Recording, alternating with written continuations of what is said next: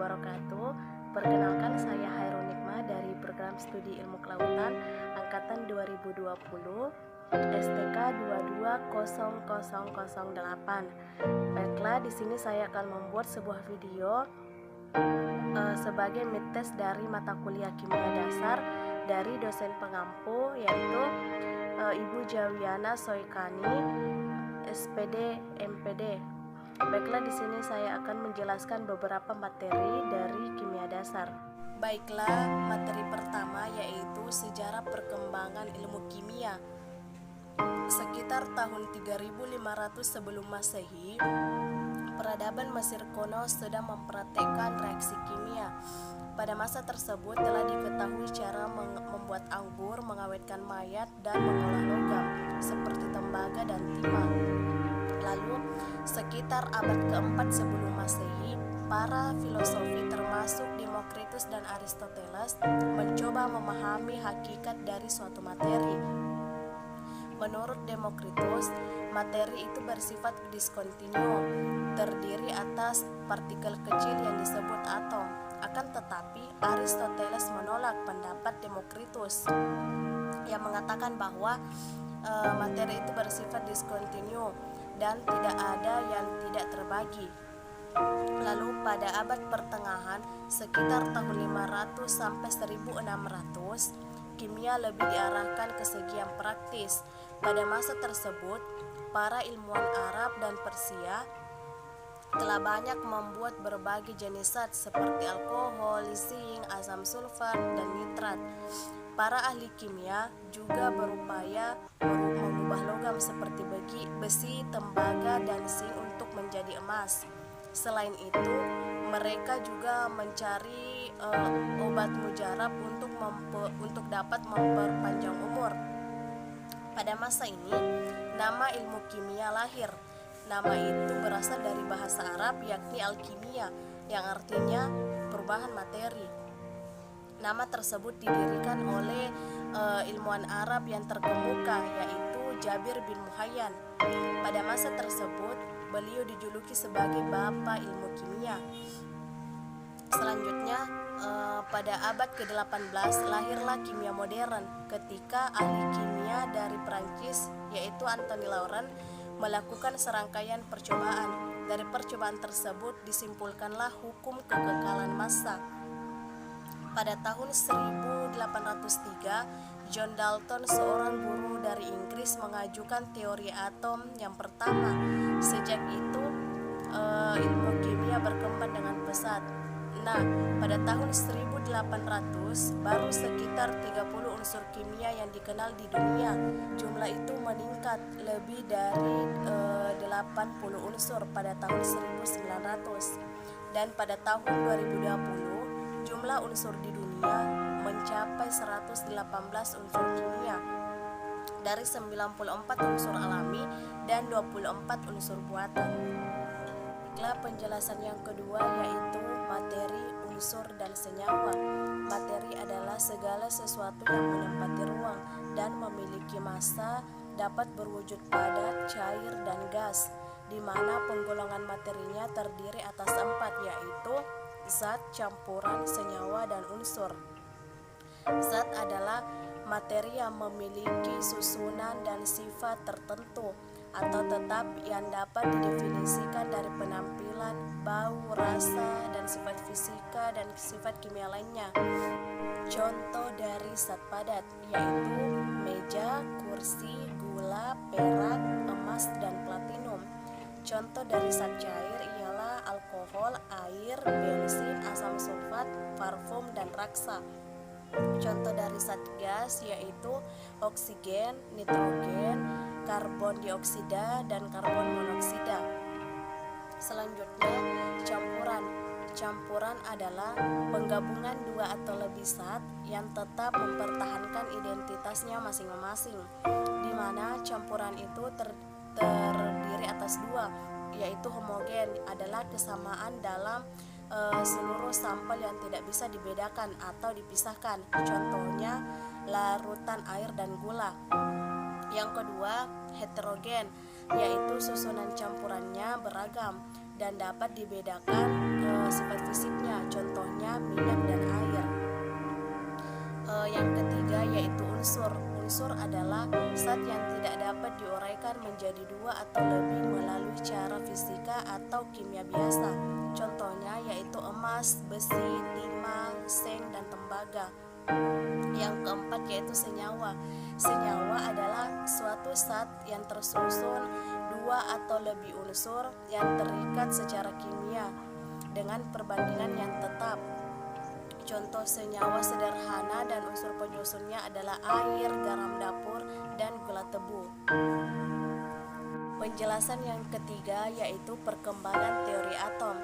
Jadi terdapat 5 model teori. Yang pertama, model atom John Dalton. John Dalton mengatakan bahwa atom itu berbentuk seperti bola pejal yang tidak bermuatan. Yang kedua, menurut Thomas, mengatakan bahwa atom berbentuk bola pejal itu bermuatan positif dan di permukaan atom terdapat partikel-partikel elektron yang menyelimutinya sehingga atom itu bersifat netral. Yang ketiga, Rutherford mengatakan bahwa atom memiliki inti atom bermuatan positif dan elektron yang mengelilingi inti.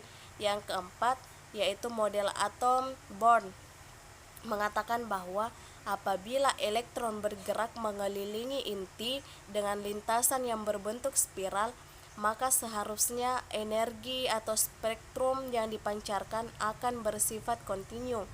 Namun, Born melalui percobaan spektrumnya atau nitrogen itu mendapat bahwa spektrum itu bersifat discrete atau putus-putus.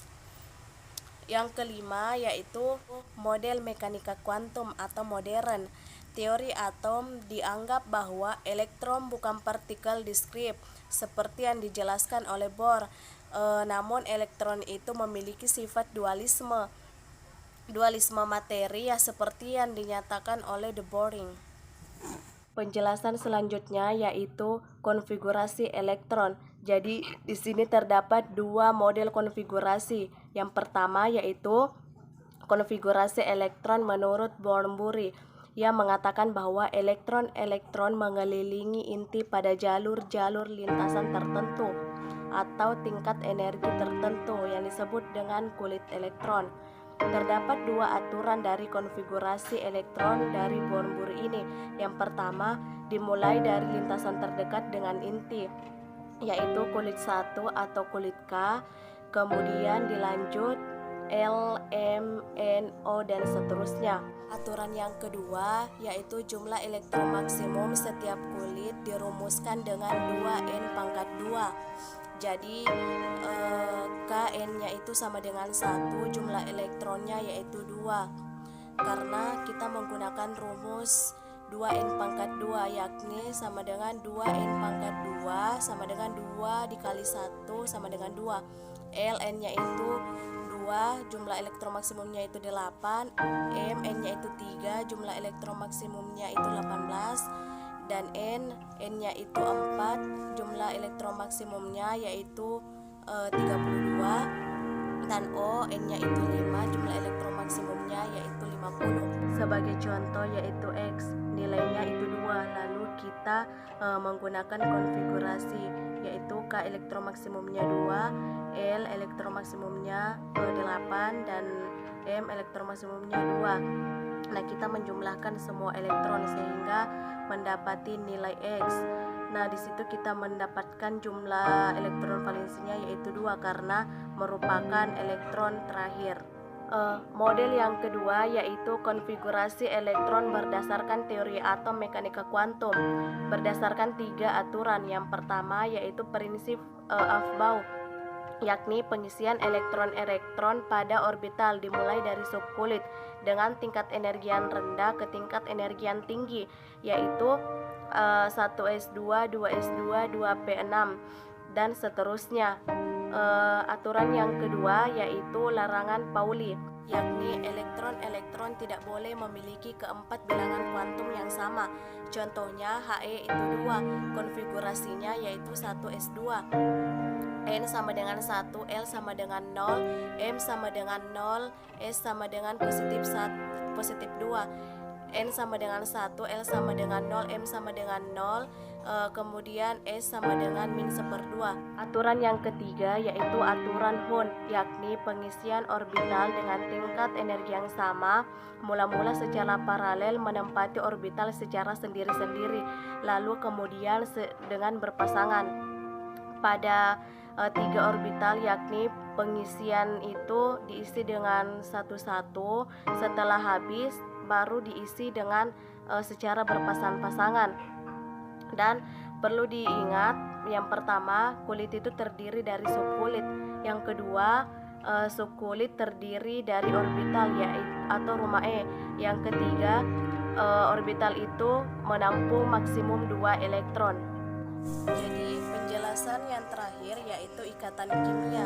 Ikatan kimia adalah ikatan antar atom yang terjadi agar atom yang berikatan di dalamnya itu memiliki konfigurasi elektron yang stabil. Dikatakan stabil jika elektron valensinya itu sama dengan 2 atau duplet dan 8 atau oktet. Jenis-jenis ikatan kimia, yang pertama itu ikatan ion atau elektrovalen. Jadi ikatan ion ini terbentuk dari logam dan non-logam. Logam itu berasal dari golongan 1A, 2A, dan 3A, dan non-logam berasal dari golongan 4A sampai dengan 7A. Logam ini dapat melepas elektron dan non-logam itu dapat menerima elektron. Jadi ikatan ion adalah ikatan yang terjadi karena adanya serah terima elektron. Yang kedua yaitu ikatan kovalen. Jadi ikatan kovalen terjadi agar atom-atom dapat memperoleh susunan elektron yang stabil, yaitu 2 atau duplet dan 8 atau oktet. Nah, ikatan kovalen ini adalah ikatan yang terbentuk dari non-logam ditambah dengan non-logam. Jadi mereka ini saling menyumbang elektron untuk dipakai atau digunakan bersama-sama. Jadi ikatan kovalen adalah pemakaian bersama-sama pasangan elektron. Yang ketiga yaitu ikatan logam. Jadi ikatan logam ini hanya digunakan oleh atom-atom logam saja. Baiklah, cukup sekian penjelasan saya mengenai materi kimia dasar. Lebih dan kurangnya mohon dimaafkan. Wassalamualaikum warahmatullahi wabarakatuh.